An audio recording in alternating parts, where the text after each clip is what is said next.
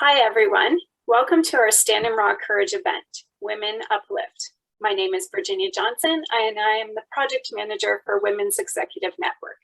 We are very pleased and honored to have this amazing, courageous group of women participate in our event today. Before I introduce our lovely moderator, I would like to take the opportunity to talk more about the Stand in Raw Courage movement. Last year, WXN challenged you to unite and rise beyond borders. We found a shared sense of community across the world as we lifted each other up from major detours along our paths. This year, we challenge you to stay standing with raw courage. In fact, Stand in Raw Courage is our theme and our rallying cry throughout this year. It's a call to ignite a movement of brave authenticity, starting here and now, starting with you. Take up the challenge by showing the world what it really means to be a radically authentic woman. Spark a new dialogue by telling us what makes you courageous. If you would like to participate, you have to follow 4 steps. Please click on the link in the chat box to print out the Stand in Raw Courage sign. Fill in the blank with the word that you feel best describes your raw courage. For example, I am brave, I am courageous, I am resilient. Take a photo of yourself and the sign doing something that makes you, you. For instance, biking, dancing, painting, meditating. And then post that photo to social media with the hashtag Stand in Raw Courage and tag WXN. And of course, encourage other radically authentic women you know to do the same. And now I'm very pleased to introduce Ainka Jess, founder, She's for Sports. Ainka is passionate about women in sports. After hearing about the negative experiences from some female sports fans and seeing the lack of diversity in sports media coverage, she launched She's for Sports. The organization gives women and diverse people a larger voice in sports through digital content and events. She's for Sports brings over 5,000 people together to address gender equity and inclusion in sport. Ainka is a rising leader in the Canadian sport community who is on a mission to drive real change. Please join me today in welcoming Ainka Jess to our discussion. Hi, everyone. Thanks so much for tuning in. You guys are in for a great discussion here. We're really talking about how entrepreneurs and women who are leading great organizations can uplift each other. And you've got 2 great panelists here that are going to get into the discussion. Suzanne Galluzzo, she's a personal trainer, nutritionist, and is really trying to get women to be their best selves through exercise, fitness, and her holistic training. And Shayla Willette, who you've seen as a host, an actress, a yoga instructor, and so much more. And both of these women are going to talk about their journeys and also how they're working with diverse communities to uplift them as well. So we'll just get into it, because I think myself too, as an entrepreneur, it's always about the humble story and how did this all start and your journey. So, we know entrepreneurship is challenging, but it's also rewarding. So can you share a little bit of what led you to running your own business? And I'll start first with you, Shayla. Oh, you're on mute. Have my life story this whole time. Just be honest. No worries. Thank you so much. Hi for having me. I'm tuning in from the unceded Coast Salish territory of the Musqueam, Squamish, and Tsleil-Waututh people. My name is Shayla Olette Stonechild, and I'm Métis and Nehiyaw from Musqueam First Nations Treaty 4 territory. It was never really in my game plan, I guess, to be an entrepreneur or to run my own business. But it really came into fruition when I took a lot of yoga teacher training and I took a lot of wellness workshops. And I was really in this place of finding myself for 2 years. And I was taking all these trainings, I was going to all these workshops, going to all these different healing modalities of ways to heal from my own intergenerational trauma. And while I was in these spaces, I really saw a lack of Indigenous representation and Indigenous voices and Indigenous people. And I was like, wow, there's actually no real place for us to feel safe that exists within wellness. And so it actually came to me in a dream.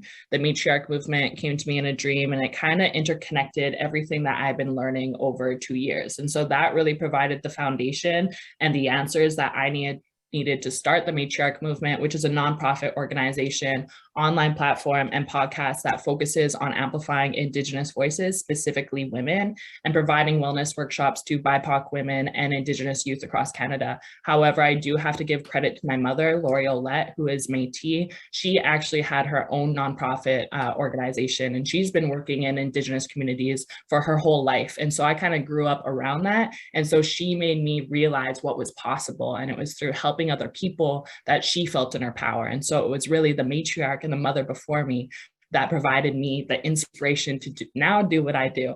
But it's been a learning curve, and being an entrepreneur during a pandemic, we're learning a lot of lessons right now. So as I'm sure you can relate. And Sue, I'll get you into this conversation as well. Tell me what was the passion that led you to running your own business? You're on mute. Here we go. Okay. So much like Shayla, at an early age, I was involved in my dad's businesses. He was a mechanic, so self-employed. I watched him go through so many ups and downs as an entrepreneur. And while it was extremely emotional, there was some really bad times, there was some great times. He got up every day so happy and so fulfilled. And I remember I'd be like, why is he so happy? He's a mechanic, but he was working on his own terms. So, after being in several jobs, I realized, okay, this is not for me. There was a fire within me that needed to be an entrepreneur. And it wasn't until, and I dabbled in so many things prior to having children. But then when I had my first child and I suffered from postpartum, the gym was my purpose. It was my goal. It was somewhere for me to, feel like myself. And it's what saved me. I started entering in fitness contests and fitness competitions. And the knowledge that I had acquired throughout that experience, I realized I can't be the only woman going through this. And one of the biggest medications prescribed today for women is anxiety and depression meds. And while most people don't know that they can help themselves by taking care of their bodies is the first step. So I realized this solution shouldn't be privy to the competition world. There was so much in that world. I mean, coming from sports, right? There's so much that can be applied to everyday life, right? And everyday living. And so the cost of not having access to that information for our society is far too high. And it's my purpose, my passion to bring that information to all women across the board. Every woman should feel the benefits of health and wellness in her life, and how it can really propel you to your next level.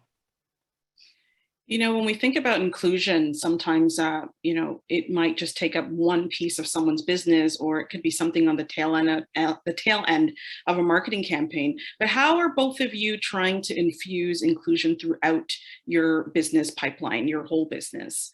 Shayla? Yeah, I think for me, there's kind of two things that happen simultaneously. One, I am an entrepreneur myself, and I do work with a lot of big brands and businesses and corporations. And so really, I have to ask myself, why is this brand or this business in alignment with who I am? Is this in alignment just for myself, for my own individual success, or is this in alignment with my community-based values that I have? And so before working with a brand or a business, I ask them what's their relationship to Indigenous communities, to Indigenous people. I ask them the relationship to the land that they're on. If they're a brand or a business with ethics and values that were not really in alignment with Indigenous people at one point in time, I tell them, look, hey, I appreciate you coming forward, but this is not in alignment with me right now. This is what I need you to do. I need you to acknowledge this part, maybe go and research a bit of this, educate yourself on this, and then maybe we can come back to the drawing board and work together. And so I'm honestly always asking questions.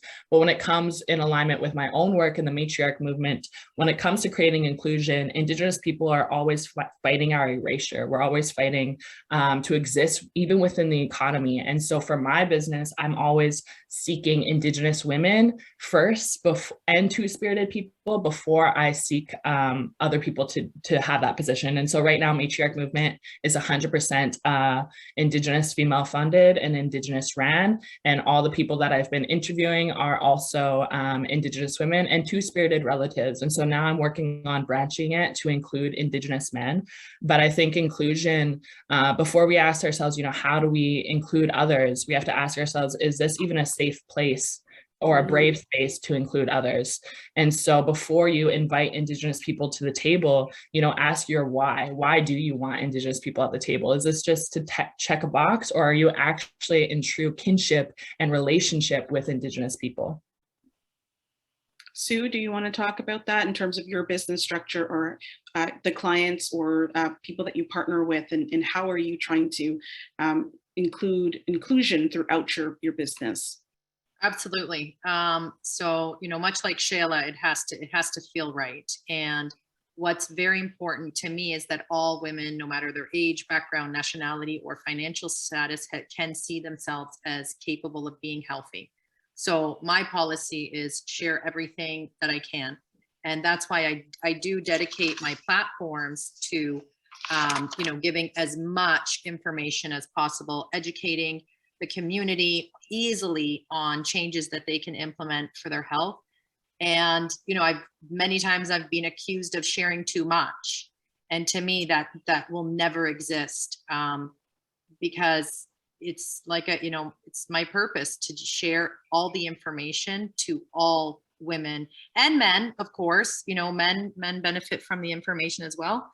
But my priority is to get this to all women. I'm going to shift the conversation a little bit to transformation. We know when it comes to being an entrepreneur, every day it might feel like a transformation, depending on how you perceive your business and what's going on. Shayla, can you talk about how you're helping women with transformation, and maybe not just completely in business, but just in life, with recognizing their value, with recognizing their passions, and giving them that confidence to transform into who they're supposed to be in their full potential? Yeah, I think, growing up, I didn't have a lot of Indigenous role models. I didn't have, other than my mom, I didn't actually have like a really good support system with women in my life. It was mainly just my family. And so when I moved to Vancouver at 18, I was lacking a support system. I was lacking that foundation. And then I eventually found it through my education and through school. And through that lack, I was like, wow, it would be great if we actually had a platform to connect us, because really that's where our true power comes in, is being in relation and supporting one another. And so for me, the last couple of years, I've been facilitating different wellness workshops, and it's been really healing to not ask like, how can I help? Like, I asked them like, how can I support you? Like, what do you need? And I think a lot of us don't even realize how much value it can bring to just being listened to being actually heard. And I think just listening to these women and listening to their stories, and then them going through the emotions and going through maybe crying, going through a cutting cord ceremony, I think that's where the true power comes in, is being held really within your own community. And I feel like this is even decolonizing wellness in an aspect, because we're not just focusing on our individual wellness, we're actually focusing on the community wellness. And so bringing these women together, I feel like has been transformative, not only for themselves, but also for myself. And really that's something that went missing when colonization and capitalism and, the Indian Act came into existence. When they're tearing away our ceremonies and our languages and our practices and our traditions, they're tearing away the way we dealt with grief. And so I think coming together is reclaiming how we deal with grief, and that's through being in connection. Talking about connections, Sue, you've made connections with so many women. I think I saw on your website that in a one day you could help like 200 people with their health and wellness and fitness goals. Talk a little bit more about that connection and how that impacts transformation that you are giving to these women and the people that come through your studio. So, no, right now I don't have my studios because of COVID, but yes, prior to that, the power of that community was the driving force within all my studios. You know, we saw an entire company when I trained the people at Reebok head office. They had 180 people in my program. The entire company came together to, you know, share and, you know, have those experiences that are sometimes reserved for very private moments. They shared it within each other and they became such a powerful force together. And it was men and women. And the same thing, you know, much like how Shayla speaks about, you know, when she was 18, she didn't have much of that support group. That was my primary purpose when opening the studios was, I know a lot of women that they don't have the support system. And when you become a mother, it becomes that much more lonely as well. And so I wanted somewhere where they could engage, feel supported, have that community around them, as well as achieve something. You know, for some women, they'd be like, this is like my Saturday night out, coming to a 9 a.m. class, you know, listening to music and feeling like there was somebody else there for them to break that in the day. And I think as women, we need this. We need that support system, that feeling of community, feeling supported. Even if you have the best family in the world, you know, you need that sisterhood and amongst other women. And it's unbelievable the things that you end up happening in the friendships that are made and shared. And yeah, it's a beautiful thing. I would, if you ask any of the members now, what do they miss most about the studios? It's that they truly miss those friendships. You know, we hear that, you know, through people that have written about this, you know, for a woman, being a mother is a full-time job. And then you're a business owner or an entrepreneur, and that's another full-time job. What kind of practical tips do you have for moms who are, you know, maybe starting their business now and have a family, and they kind of need to have a quick health break or a quick fitness break? What does that look like? So sorry, can you, the last part of what does it look like to have for women to take some time away and have a fitness break or a health break, just to balance out being an entrepreneur, being a mom, and what could they do? Any advice? Okay. So, you know, when I started, it was like 2 small children. Juggling was something I had to master, and I didn't want my business to consume my entire life. And I realized, like, and I still had the responsibility of the family, but I also still had a responsibility to myself to take care of myself. And so all it means is, you know, and this is something that I'm teaching my members. So I had to practice it myself and make sure I had time. So just a matter, it's structure, it's planning your day, getting up, you know, that extra hour that you can dedicate, even 30 minutes, 20 to 30 minutes a day extra, just making it consistent, even if it's just a walk outside in nature. That is just going to do so many things for you. Take a yoga class, you know, you always have, I had one trainer and he always said to me, you have to always do something for yourself, right? And so it's just, I think when women come to me, they usually have forgotten that part, and that's why they're coming to me. But take the time and just reserve that little bit, 30 minutes, either it's a walk in nature or a quick little workout, but it has to be something. Shayla, I see you nodding your head, you know, and I know you are helping women to transform through yoga as well. Can you talk a little bit about, you know, what you're hearing from them and what advice and through your training, your yoga training, you're helping them to, you know, pay attention to their health and put their health first in a way to continue to give them that strength to lead their businesses and their families?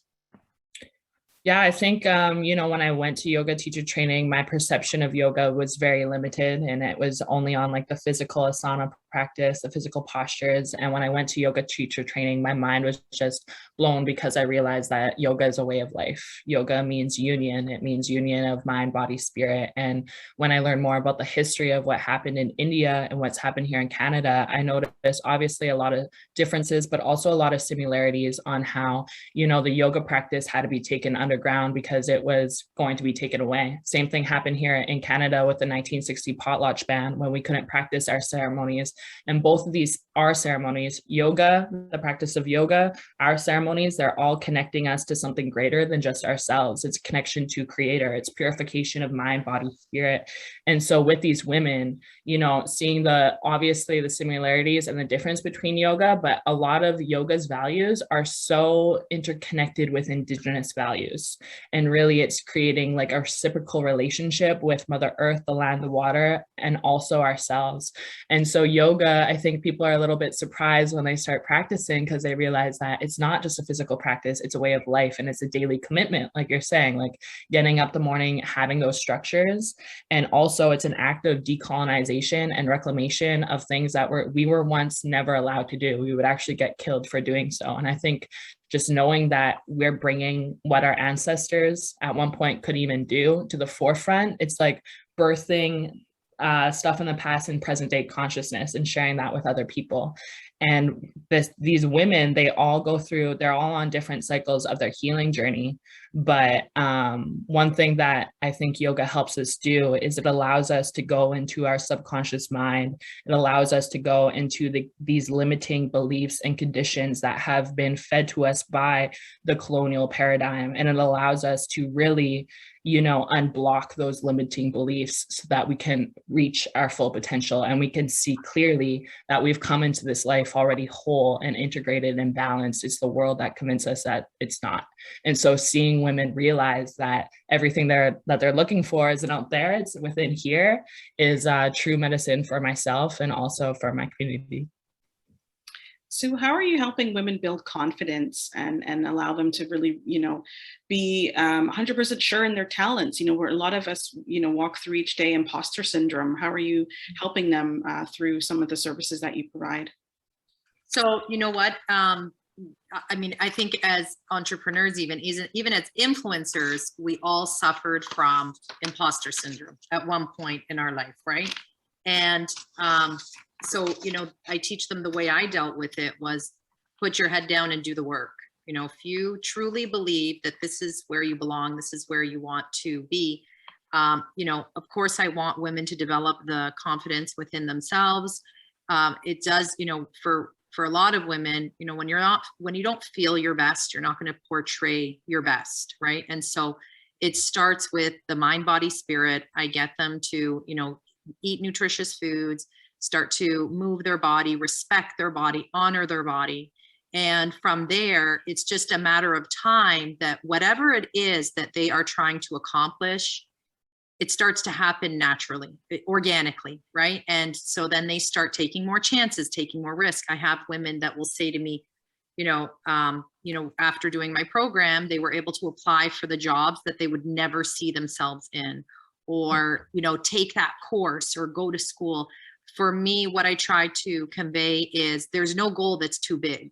If it's too big, you take it, you make that your goal. And so, because sky is the limit, and it all starts with believing in yourself, and believing that you can achieve something physically, mentally, and spiritually will allow you access to anything that the universe is there to give it to you if you want it. Business and starting a small business or a large business, or just jumping out there and pressing that green light and saying, I have a plan, I have a project that I it's a solution I'm going to have for people out there who need it. That's one step of the sort of the journey. And then you kind of launch your business. But there are times when we have setbacks. Can you talk a little bit about how you've been able to overcome some setbacks? Me Shayla? First? Shayla? Yeah. Setbacks, I think it's me like taking a step back. I think it's me realizing that I often question like what success looks like through my eyes and less of what it looks like through society's. sometimes I feel imposter syndrome because I'm abiding by someone else's version of success and not necessarily my own. So usually when I'm feeling burnt out, I'm like, is this because I'm feeling external pressure to be someone that I'm actually not in the world? Or am I burnt out because like my cup is empty? So I'm often questioning myself on a day-to-day basis of what does success look like through my eyes, and maybe it's a lot different than what we've been fed throughout history. And so I think for me, it takes a lot of deep rest and going against what everyone says to do sometimes, and just really coming into my own and connecting to nature. Honestly, living in Vancouver, going down to the ocean and planting my feet into the earth, I feel like the earth provides you with all the tools that you need to heal your own nervous system. And so a lot of the tools that aren't shown online are actually because it's not in the artificial timeline, it's actually connecting to the organic timeline. And I feel like my soul is needing the organic timeline as we speak right now.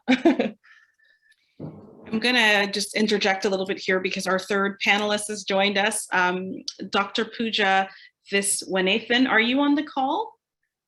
Yes, I am. Oh, thanks so much for joining us.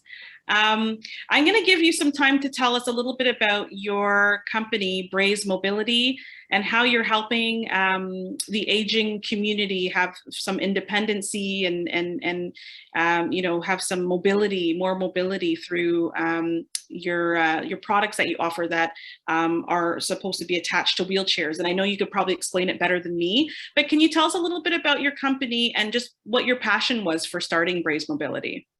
Yeah, so my journey, I guess, in the smart wheelchair space goes back quite a while. I started right out of my undergrad program, and it was all as a result of me actually going into a long-term care facility and for the first time seeing residents slumped over in manual wheelchairs because they were unable to self-propel and they weren't being allowed to use power mobility because of safety concerns. So a lot of residents in long-term care have cognitive deficits, diagnoses like dementia, which often would just completely exclude them from power mobility use, which is really a violation of human rights. But obviously staff there is concerned for everyone's safety, and there was no real alternative at the time either.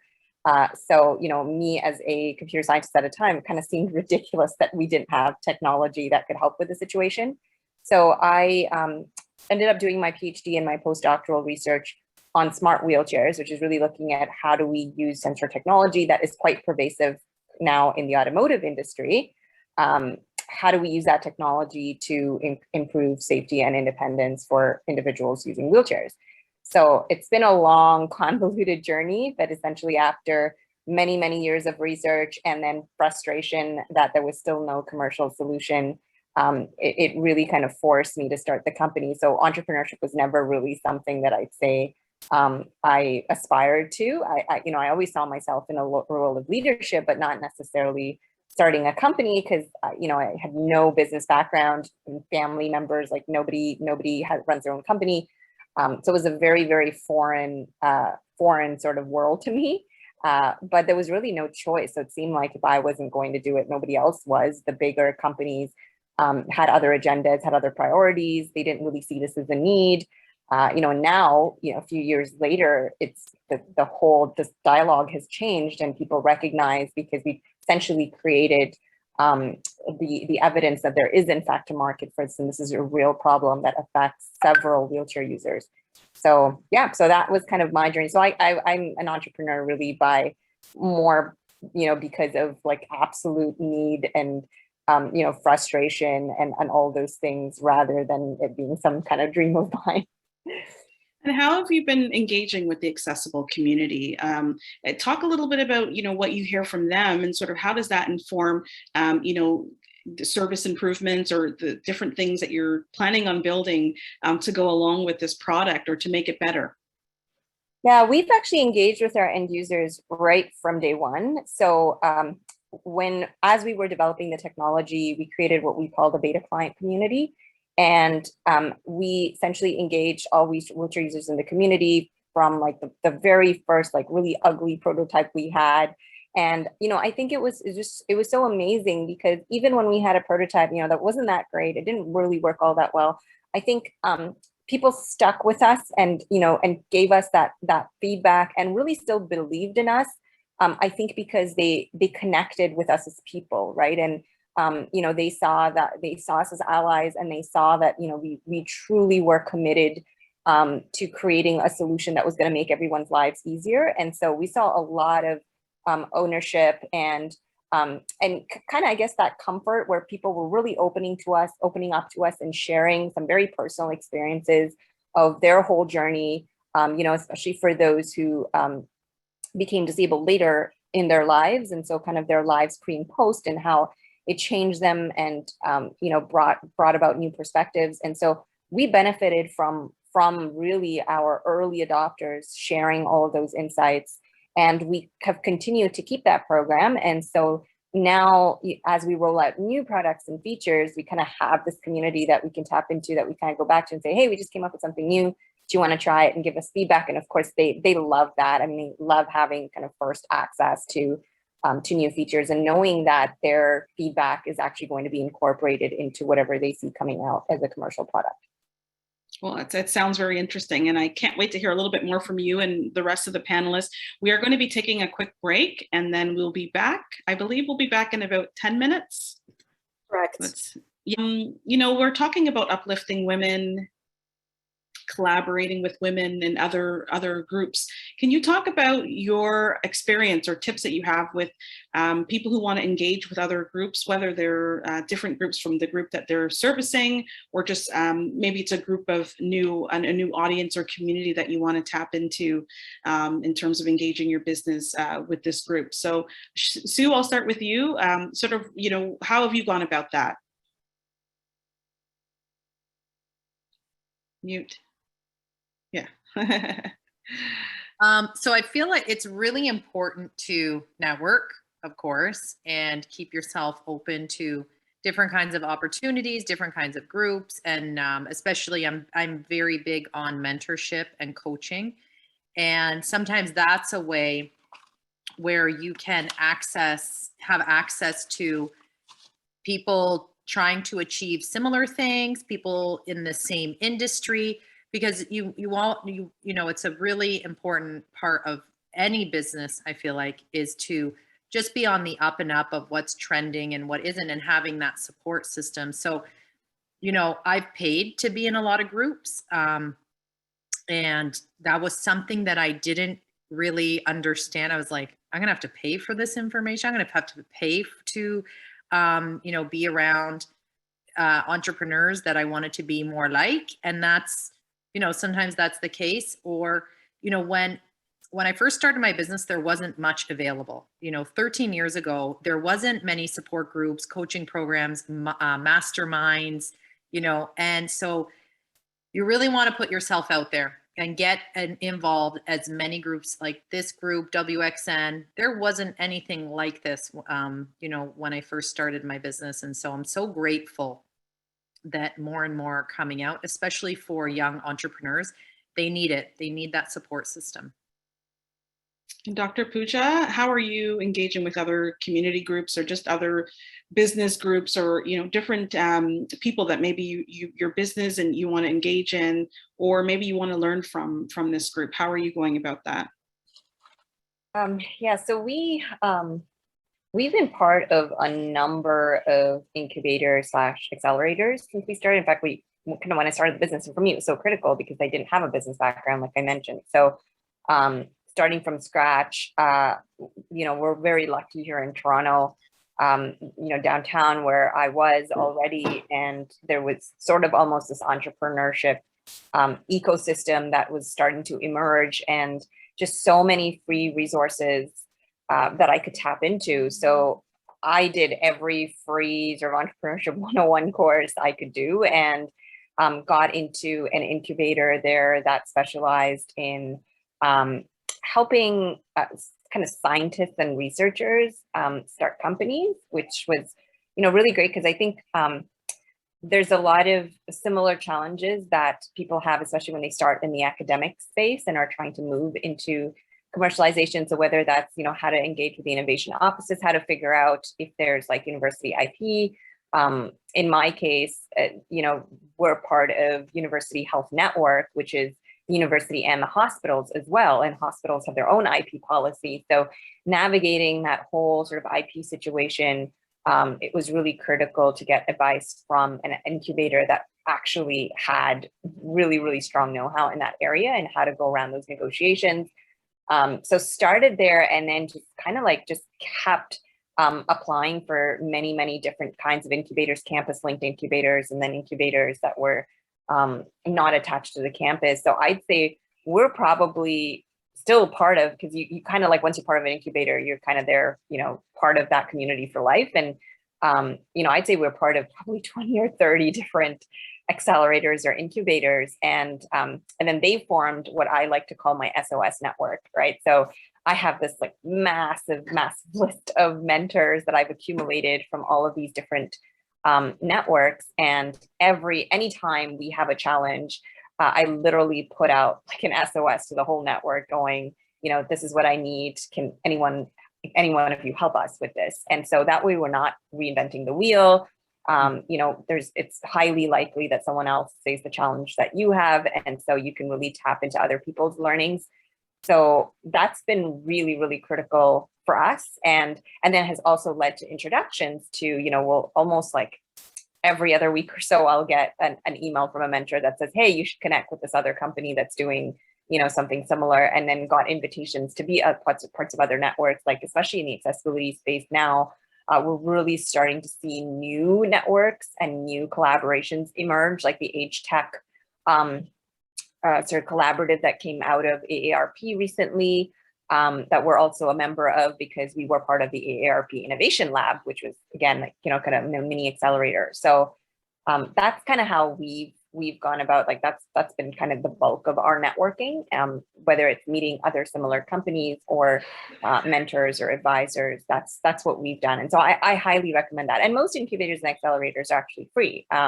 You know, some of them are equity based, but there are, especially the campus linked accelerators and incubators. If you do have an affiliation with the university, those are great because, you know, you typically get a lot of resources there. We've even had access to like interns that come, and sometimes it's free interns because those interns are actually doing entrepreneurship courses at the university, and part of their course credit is to actually complete an internship at the company, at the startup. So it's really a win-win situation there then, where you're getting some really good students and you don't have to pay because they're getting some sort of credit for it through the university. So yeah, so we've really made use of, I think, resources through that whole ecosystem. I saw you shaking your head, Sue. Do you want to add to that in terms of, you know, what Pooja was talking about with the networking and then just the mentorship?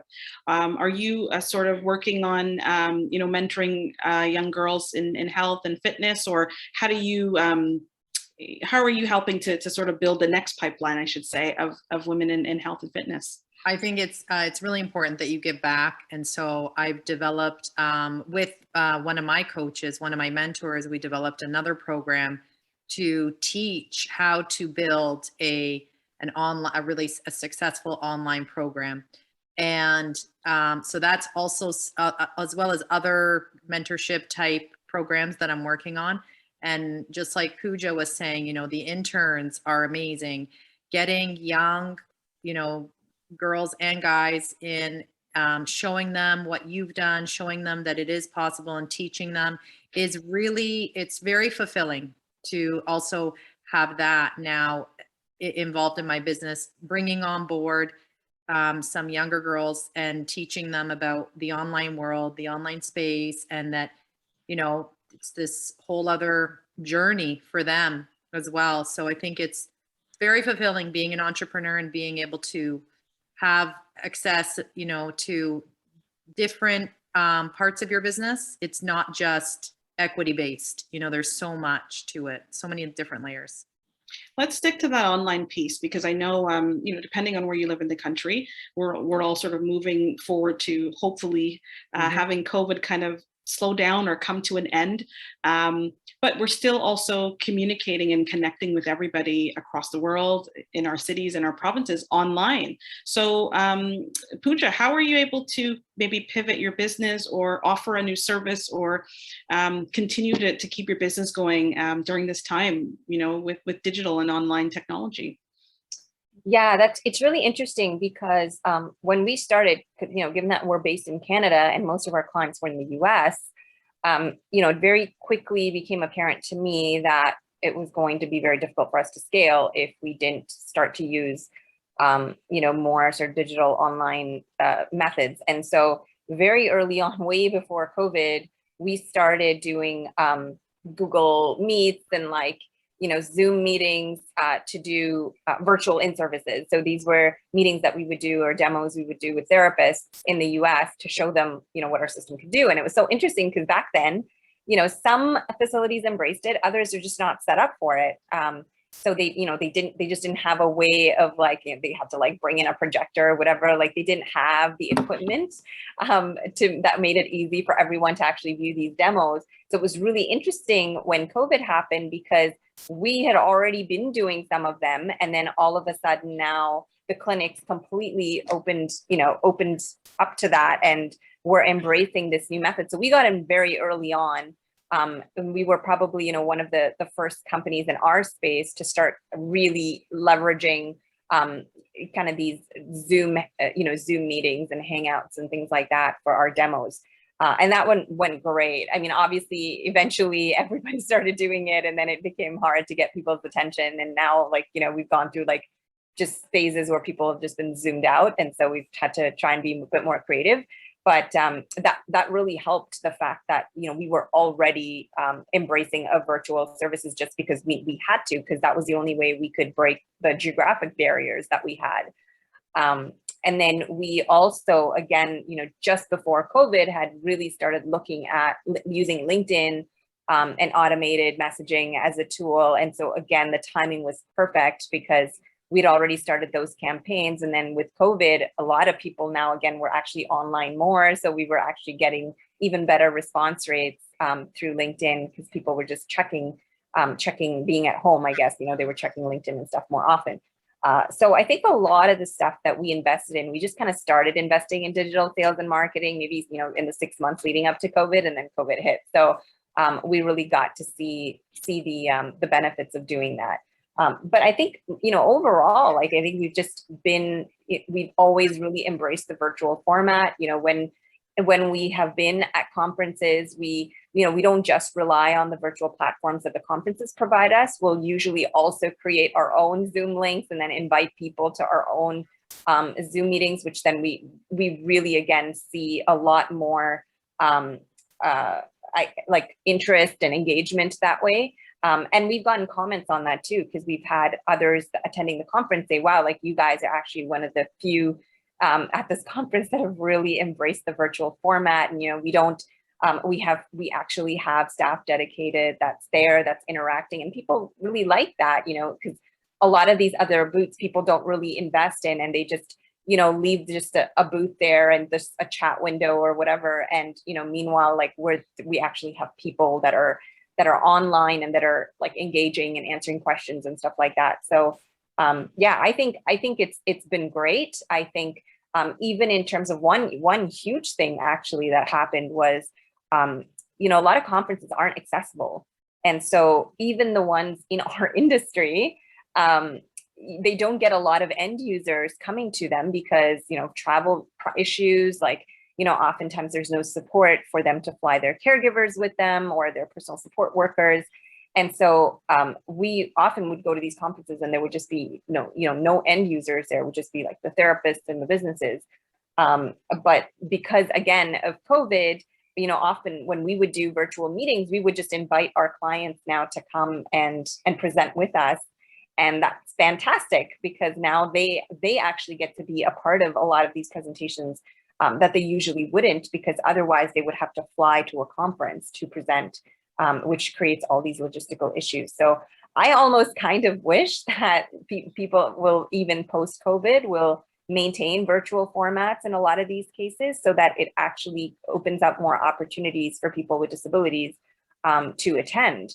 So, we'll see how things go, but I really hope that some of these conferences have learned from this and, kind of seeing the increased engagement of people who might have some of these, logistical issues with traveling. I hope that they maintain some part of the virtual format moving forward.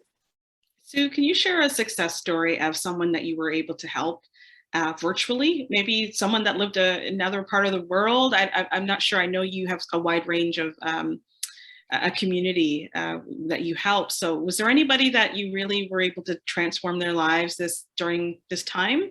Yeah, thousands of women. Anyone stand out in your mind?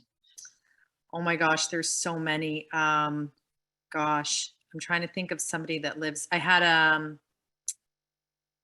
a girl. I don't really.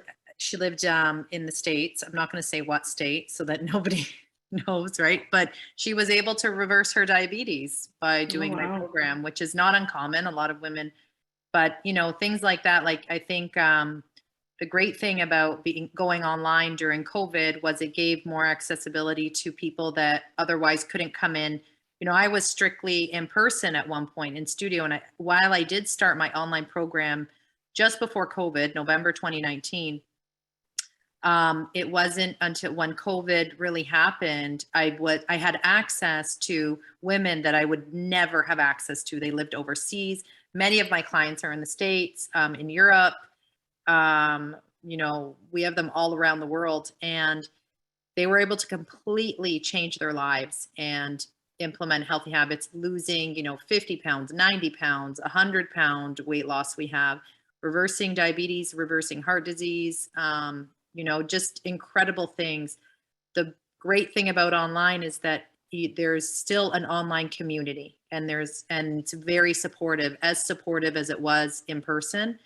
And that's the most beautiful thing that's come out of it, is these women have a support network, and they feel this attachment to women they've never met, which I think is very new, right? For us now moving forward, is that this is the new way of connecting with other human beings, and you can have that connection that it's organic, it's authentic, it feels good, it feels real. And even for myself, I thought, wow, I'd never be able to recreate the feeling that I get in the studio with the women, but it's all there. It's human connection, just online. Now, both of you are trailblazers in your fields, and I know, Sue, you were talking about 13 years ago and there was no mentor that you could turn to or any type of template, to start your business. I know, Dr. Pooja, you're in tech, and there are some barriers for women of color. So can you share a little bit, Dr. Pooja, what needs to change so more women and diverse women, LGBTQ plus persons have success to be in the fields that they're in? Like, what needs to be done and what needs to be changed, specifically from your experience in tech and robotics? Yeah, it's a really good question, and something that I've really spent a lot of time thinking about, because I have been involved in a lot of women in STEM initiatives. I ran the first robotics camp back when I was doing my PhD program, and we saw a huge interest from girls to join. We had a series actually of STEM workshops, and I kind of introduced the robotics workshop because I thought that was something that everyone was really interested in, and it was fantastic. I mean, we saw just such great robots being built there, and we had a competition in the end, which was super fun. But it's something that I really think about a lot, because I don't really get it. I've had a tough time really understanding why we've struggled so much to attract women in STEM. And, partly because I was actually born in the Middle East. I came here when I was 12. And so I spent, the early kind of days of my childhood elsewhere. And, I certainly didn't experience this like tech is for boys kind of messaging that it was just so bizarre, because where I was, and even in India, where a lot of my family is, you often see the top scorers in STEM being women, and you see like just pictures of them. I don't know if you're familiar, but in India they like post like the top scorers of the schools and the universities and stuff like that on all over the streets and stuff. And I was used to seeing quite a lot of women in STEM. And I think one mistake we make in North America is assuming that the barriers for women in STEM are the same everywhere. And that's not actually true, because, a lot of what I've seen, yes, there is a problem with women in STEM in other parts of the world as well, but the reasons might be somewhat different. Where I see some of the issues, for example, in countries like India, is more at the level of, women working in corporate, and especially when they're working in places where they have to work late nights, where safety might be an issue. That's kind of where you see a lot of, I guess, disincentives for women, but you don't see those sorts of barriers that we see here at the lower levels of education. So like in undergrad, and for example, programs there have tons of women in their computer science programs. In fact, I think it's actually a huge trend in a lot of Middle Eastern and sort of Asian countries, because it offers so much financial independence for women. So it's actually quite attractive for women in a lot of those countries to actually get into tech, because it's a great path to financial independence. So I really do spend a lot of time thinking about it. And I do feel like somewhere along the way, there has been a lot of really, really poor marketing here, where, there's just been this image. And even when I look at undergrad programs that talk about tech, and I think I'm the perfect example. Like, I was someone who loved computer science. I mean, I was really good at programming, and yet computer science was the bottom of my list. And it wasn't for any other reason other than the fact that when I looked at the brochures and stuff, I frankly just thought it was really boring. Like, I thought it was for people who just wanted to be in front of a computer and code all day. And I didn't resonate with that image of myself. And so the only reason I ended up still going into computer science was because I got into the bioinformatics program.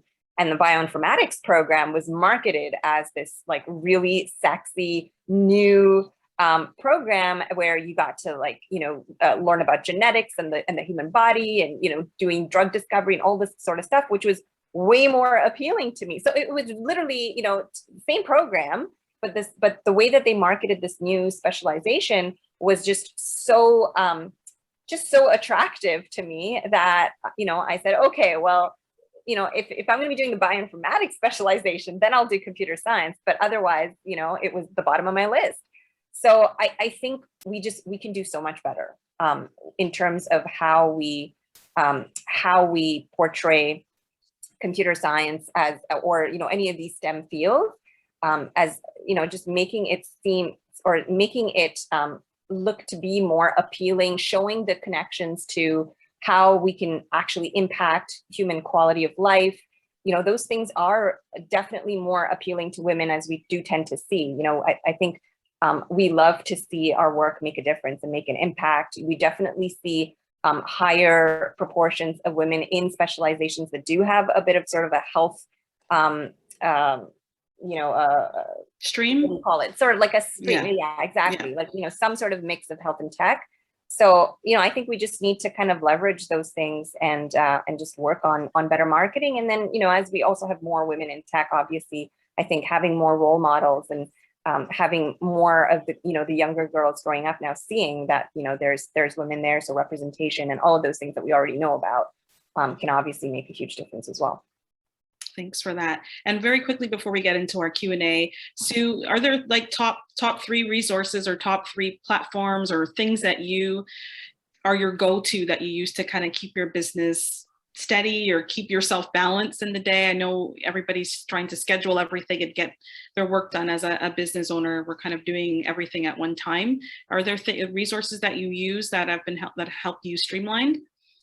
I mean, like I mentioned, coaching and mentoring, if you can find somebody that's done exactly what you're trying to achieve, you're going to have the blueprint right in front of you, and it's going to cost you much less time to get there if you are networking and being coached by the right people. And also hiring, something that I was very reluctant and apprehensive to do in the beginning of my career was hiring too many people. I was always scared of the bottom line.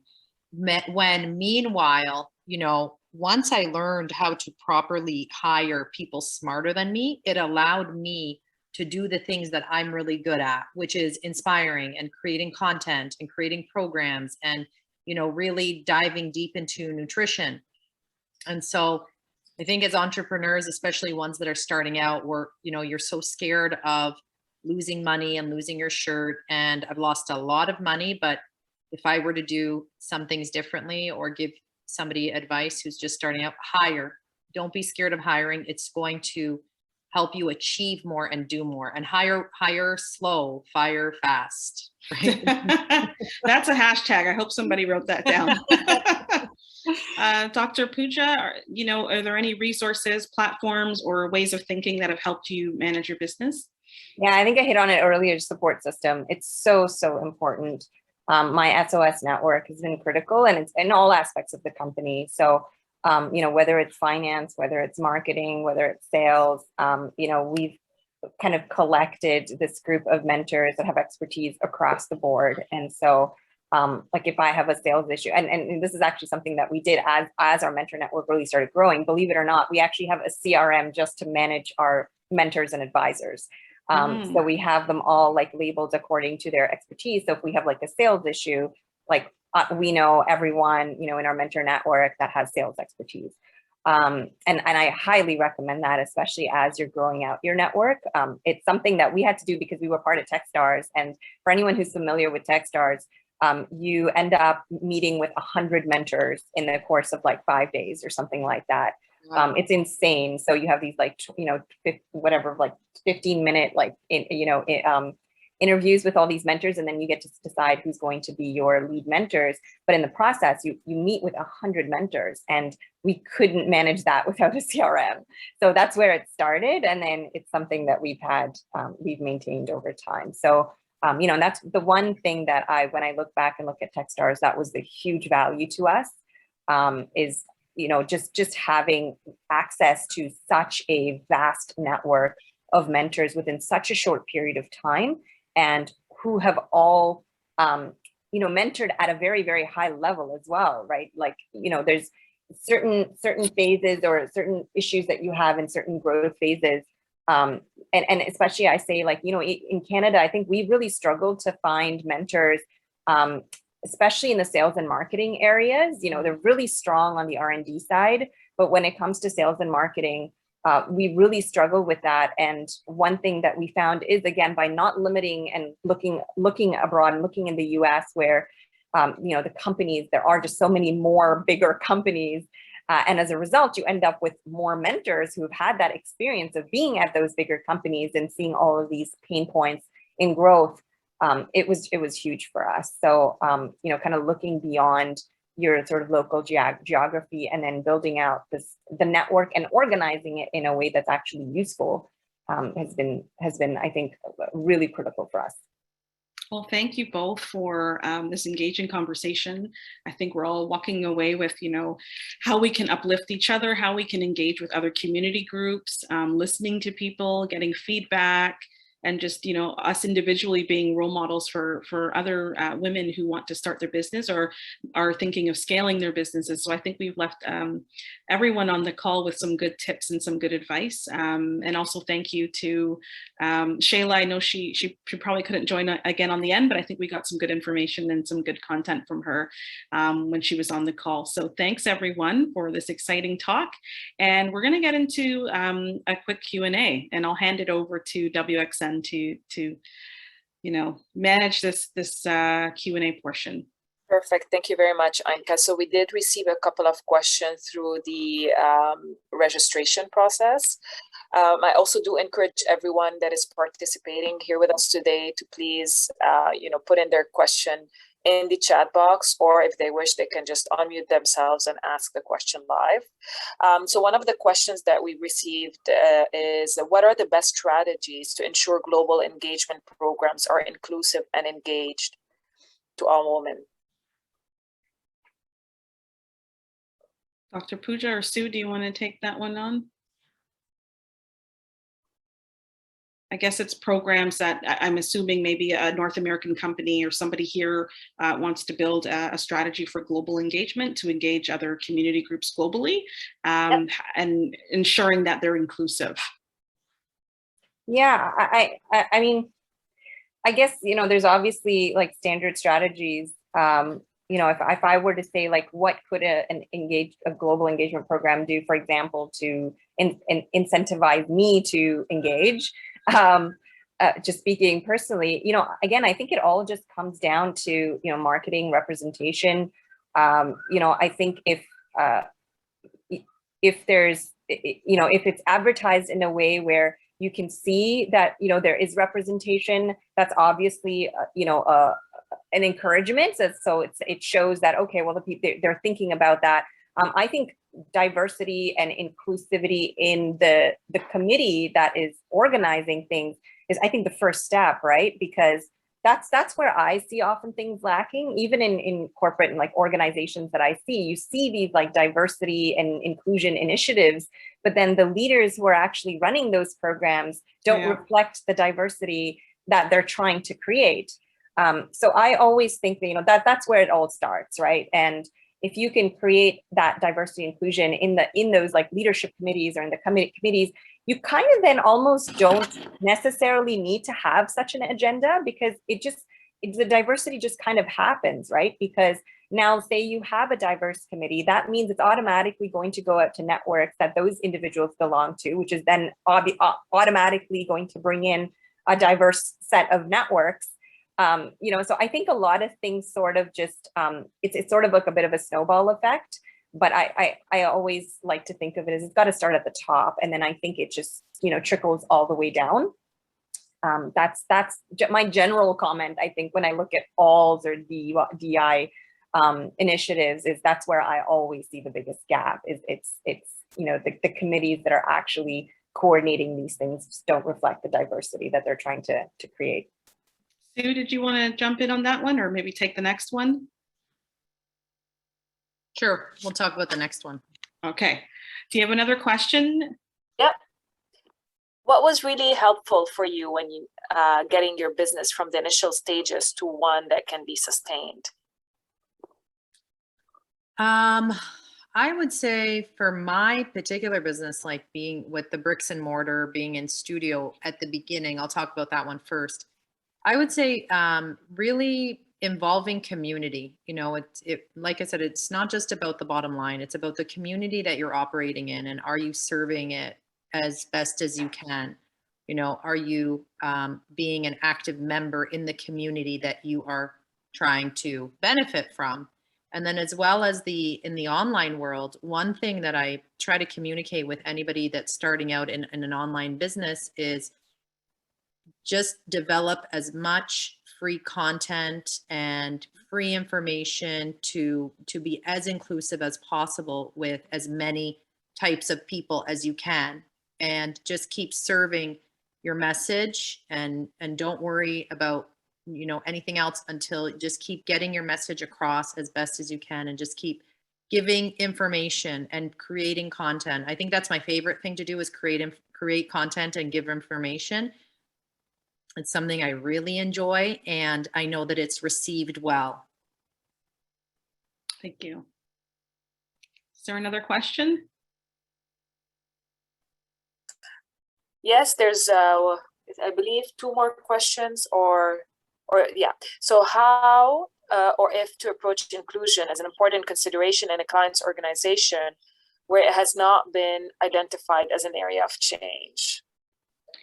So I think Shayla might have touched on how she approaches working with clients that aren't aligned with inclusion and aligned with some of the priorities that she wants to address through her business. So maybe Pooja, do you want to talk about maybe how you go about obtaining partnerships, or working with clients that may not have inclusion as something that's important, but that's something important to your organization? Yeah, this is a really, really tough one, because you would want every organization to have inclusion as a priority. I think there's a couple of different things I've done. I mean, there are times when you when you make the argument, you know, and it's always sad when you have to do that because there's so much supporting evidence that it seems ridiculous that, you know, in 2021, you have to make a business case for why accessibility is important.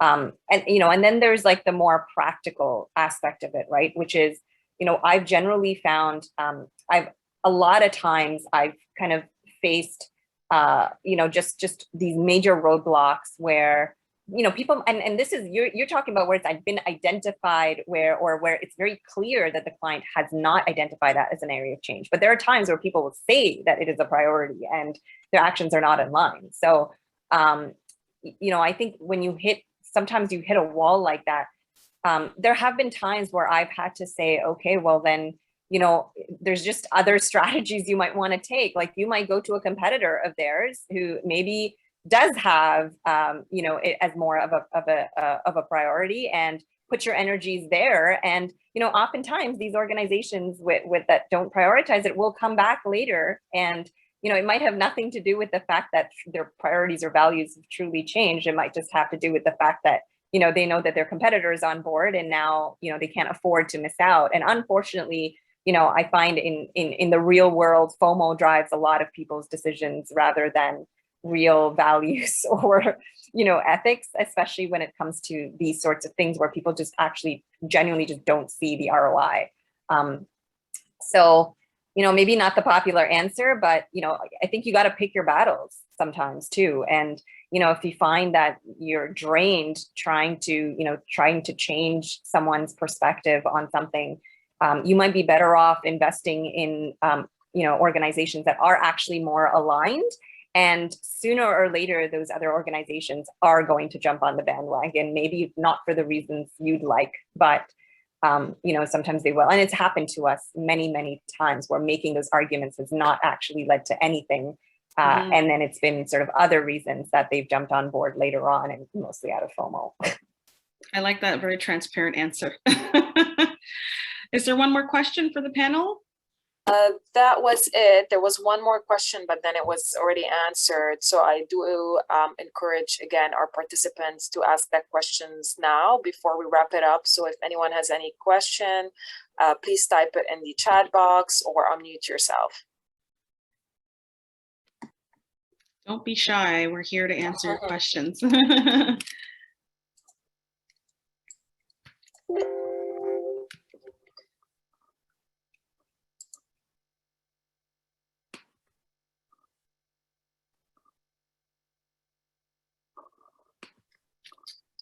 Okay, if there's no,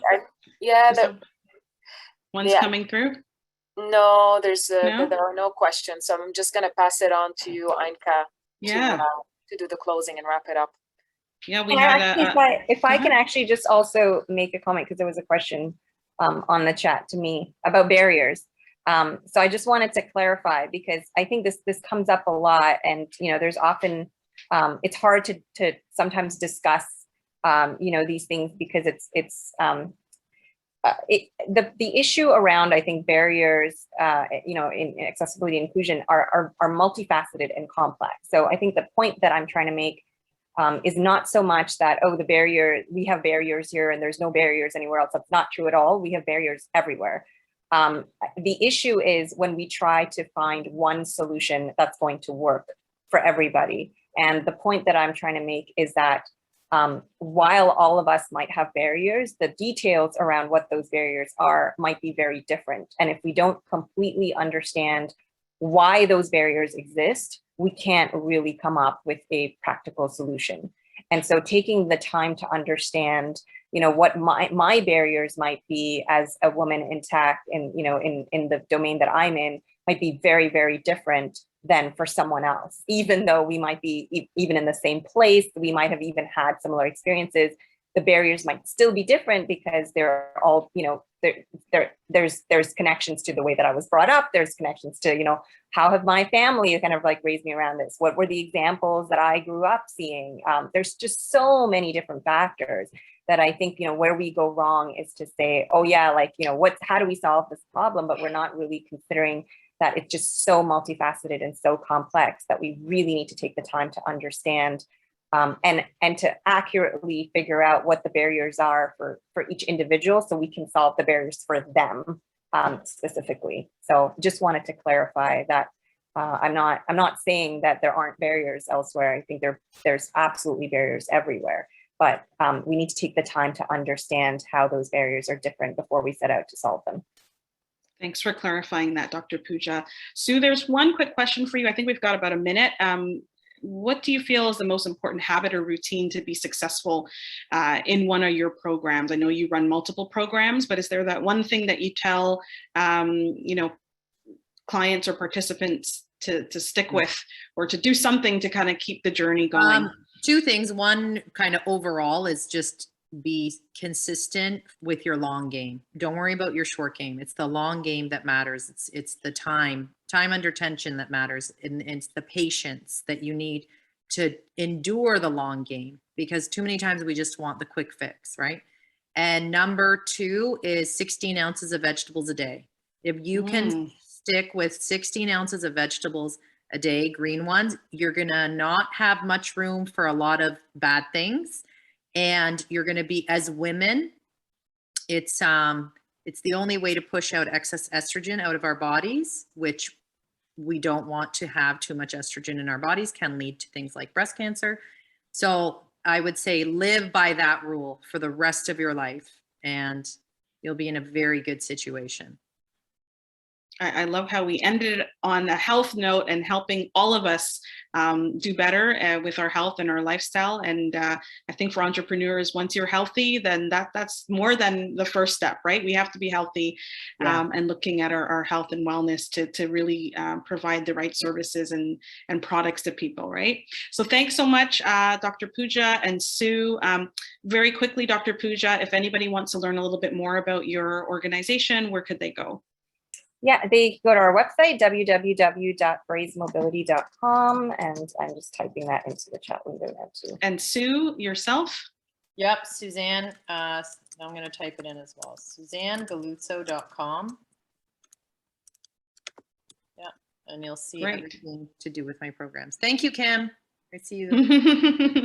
Well, this was a great chat, as I said. I hope everyone feels uplifted. We call this Women Uplift. I feel uplifted. I feel like I'm going to have to go to Sue's website, because I'm very interested in her program as well and getting myself healthy. And Dr. Pooja, you just gave us so much inspiration for other people on the call who are women of color who want to start a business, or maybe they're in tech. I think you obviously gave them some good inspiration to kind of move forward, and despite the barriers, right? And if anyone wants to learn a little bit more about WXN programs and events, you go to wxnnetwork.com. And if you want to learn a little bit more about She's for Sports, my company, we share content and we produce digital events for people in sports, specifically women, girls, and those from the LGBTQ plus communities. You can find out about us at shesforsports.com. Thanks a lot, everyone, and have a great rest of the day. Thanks, Ainka. Thank you, everyone.